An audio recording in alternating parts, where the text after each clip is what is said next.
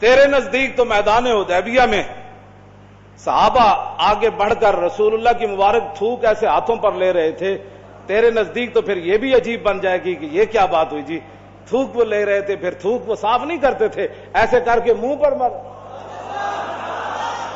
تیرے نزدیک تو یہ بھی جرم بن جائے گا، یہ جی بڑا ایک مقدس مذہب ہے ہمارا دین، بڑی طہارت والا، تیرے نزدیک تو یہ بھی جرم بن جائے گا، لیکن تیرے نزدیک تو نے تو دین کو مانا ہی نہیں، تیرے نزدیک یہ جرم ہے۔ لیکن عروہ بن مسعود جب واپس گئے مشرکین مکہ کی طرف سے مذاکرات کر کے میدان حدیبیہ میں واپس گئے تو مشرکین مکہ نے کہا کیا خوشخبری لائے ہو، کیا حضور علیہ السلام حدیبیہ سے واپس چلے جائیں گے، کیا ہمارا مکہ بچ جائے گا فتح ہونے سے، کیا عرب کے اندر ہماری حکومتیں رہیں گی، یا رسول اللہ غالب آ جائیں گے؟ اس نے کہا نہ پوچھو، انہوں نے کہا کیا ہوا؟ انہوں نے کہا اے قوم واللہ لقد وفدت علی الملوک ووفدت علی کیسر وکسرا والنجاشی واللہ ان رأیت ملکا قط یعظمہ اصحابہ ما یعظم اصحاب محمد محمدا۔ انہوں نے کہا کیا پوچھتے ہو، میں بڑے بڑے درباروں میں گیا، میں کیسر و کسرا کے دربار میں گیا، میں نجاشی کے دربار میں گیا، لیکن جو منظر میں نے محمد عربی کے دربار کا دیکھا میں نے کہیں نہیں دیکھا۔ اس نے کہا کیا دیکھا؟ انہوں نے کہا واللہ ان تنخم نخامتا الا وقد فی غف رجل منہم فدلک بها وجهه وجلدہ۔ اس نے کہا میں نے دیکھا کہ جب نبی علیہ الصلوۃ والسلام مبارک تھوک زمین پر پھینکتے ہیں تو 1400 صحابہ ہاتھ لے کر دوڑ پڑتے ہیں، حضور یہاں پھینکے، حضور یہاں پھینکے، اور جب حضور تھوک مبارک پھینک دیتے ہیں پھر وہ اپنے ہاتھوں پہ مل کر اپنے منہ پر ملتے ہیں ایسے کر کے۔ وَإِذَا تَوَضَّأَ كَادُوا يَقْتَتِلُونَ عَلَى وُضُوئِهِ، جب رسول اللہ وضو فرماتے ہیں تو وضو کا پانے لینے کے لیے صحابہ ایسے دوڑتے ہیں، قریب ہے کہ ایک دوسرے کو قتل کر دے کہ یار زور کا تو نے لیا، اثر کا تو مجھے لینے دے کم از کم۔ وَمَا يُحِدُّونَ النَّظْرَ إِلَيْهِ تَعْظِيمًا لَهُ، فرمایا ایسے آنکھ اٹھا کر بھی حضور کی طرف نہیں دیکھتے، کہیں دیکھنا بھی بے ادبی نہ بن جائے۔ وَإِذَا أَمَرَهُمْ ابْتَدَرُوا أَمْرًا، حضور ایک کو حکم دیتے ہیں جاؤ جا کر یہ کام کر کے آؤ، 1400 صحابہ اس حکم کو بجا لانے کے لیے دوڑ پڑتے ہیں۔ تیرے نزدیک تو یہ عیب بن گیا، لیکن عروہ بن مسعود کے ایمان کا سبب بن گیا۔ یہ کیا باتیں لوگ کرتے ہیں، یہ باتیں کر کے تم کیا سمجھ سکتے ہو ناموس رسالت کا مسئلہ چھپ جائے گا یا امت اس میں مدانت کر جائے گی؟ نانا امت زندہ زاں کے ملت را حیات از عشق اس اور برگو ساز کائنات از عشق اس۔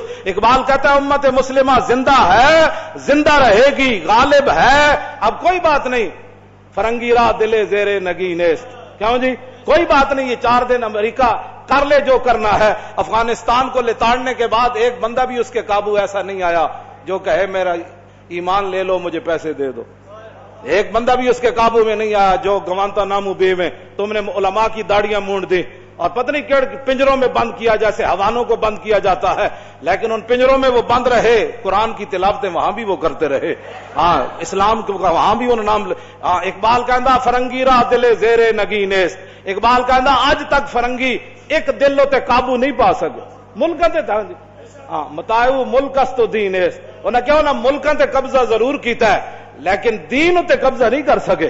ہاں جتنا مرضی جہاں بھی کتنی پابندیاں لگی، مسجدوں کے سپیکر اترے، بلال شریف پر پابندیاں لگی، ممتاز قادری تختہ دار پر لٹکا اور 1 لاکھ سے زیادہ بندے تاریخ لبیک کے اندر چلے گئے، تو کیا لبیک کا نعرہ بند ہوا؟ نا اب تو چوکوں میں تھوڑی دیر موٹر سائیکل بھی رکے تو کہتا ہے لبیک یا رسول اللہ۔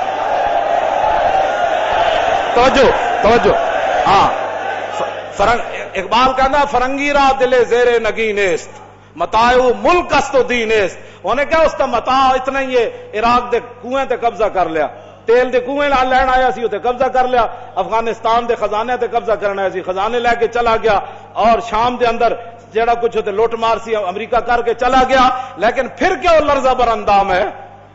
اتنا ظلم مچانے کے بعد پھر امریکہ کیوں پریشان ہے؟ کیوں جی خدا بندے کے در تحفے حریمش۔ اقبال کہتا ہے جتنے چمچے کٹ سے گئے وائٹ ہاؤس کا طواف کرتے رہے اور ملکہ برطانیہ کا طواف کرتے، خدا بندے کے در تحفے حریمش، کہتا وہ جتنے تمہارے چمچے کڑچے گئے یا حکومتیں کرتے رہے اور تمہارے دروں کا طواف کرتے رہے، صد ابلیس است یکروہ الامین، کہتا لکھاں ابلیس ضرور گئے لیکن محمد عربی کا ایک غلام بھی تمہارا طواف کرنے کے لیے نہیں گیا۔ یہ بات ہے، تم کیا سمجھتے ہو حضور کا دین ایسے چلا جائے گا؟ نا یہ دین اپنی پاور رکھتا ہے، ہاں اس لیے اس دین پر کوئی غالب نہیں آ سکتا. ملکوں پر تم نے قبضے کر لی, یہاں بھی 100 سالہ برطانیہ رہا, تو 1947 کے بعد پھر حضور کے غلام میدان میں آ گئے. تم نے ہمارے کیا چھوڑا؟ یہاں تو کوئی چیز ہی نہیں چھوڑی, ہر چیز لوٹ کر لے گئے جناب, لائبریریاں لوٹ کر لے گئے, حسین و جمیل پتھر لے کر, وہ کوہ نور جو ہیرا بھی تم لوٹ کر لے گئے. تو کیا پھر وہ ہیرے کی وجہ سے تو ہماری عزت نہیں ہے نا؟ ہماری عزت تو یہ ہے وہ مصطفیٰ برسا خیشرا کے دی ہماؤز گرباؤ نہ رسیدی تمام بولابیس. امت مسلمہ کی وجہ پتھروں سے نہیں ہے, ہیروں سے نہیں ہے, تیل کے کنویں سے نہیں ہے, روٹی سے نہیں ہے, سڑکوں سے نہیں ہے, جہازوں سے نہیں ہے. امت مسلمہ کی عزت محمد عربی کی غلامی کے اندر نہیں. تم نے جس کو عزت والی باتیں سمجھی ہیں وہ تو ہمارے بڑوں نے, صحابہ کرام نے. حضرت نعمان بن مقرن آئے جب یزدگرد کے دربار میں, اعلیٰ قالین بچھے ہوئے تھے اور بڑے بڑے قیمتی, تو آپ نے اپنی تلوار اور نیزے سے ان کو پھاڑنا شروع کر دیا. وہ کہنے لگے یہ تو ہم نے آپ کی عزت کے لیے بچھایا ہے. جب آپ کرسی پر بیٹھے تو وہ سونے کی بنی ہوئی تھی, آپ بیٹھے تو فوراً کھڑے ہو گئے. تو یزدگرد کہنے لگا کہ آپ نے شاید کبھی سونا دیکھا نہیں ہے, ہم نے تو آپ کے احترام کے لیے, آپ چونکہ ہمارے مہمان آئے ہیں اور مذاکرات کرنے کے لیے آئے ہیں, سعد ابن وقاص کے جرنیل جو آپ کے, انہوں نے آپ کو بھیجا, تو ہم نے آپ کے اعزاز کے لیے سونے کی کرسی بچھائی ہے. پہلے تو آپ نے ہمارا قالین پھاڑ دیا, اب آپ سونے کو جو ہے اٹھ کھڑے ہوئے اور میں سننا ہے تیرا قالین میں نے اس لیے نہیں پھاڑا کہ مجھے کو اس قالین سے دشمنی تھی, یہ جو تو نے بچھایا تھا یہ ریشم کا تھا اور ہمارے آقا و مولا نے ریشم سے کے استعمال سے منع فرمایا, اس لیے میں نے اس کو پھاڑ دیا. باقی رہ گیا یہ سونا, تو یہ کہتے ہیں ہم نے دیکھا نہیں ہے, سونے کو پک طرف کر. یہ سونا میں نے اس لیے اوپر نہیں بیٹھا کہ ہمارے آقا و مولا نے اس سے منع فرمایا ہے. سونے کی تعظیم میں نہیں کھڑا ہوا, اپنے نبی کا حکم ماننے کے لیے میں کھڑا ہوا.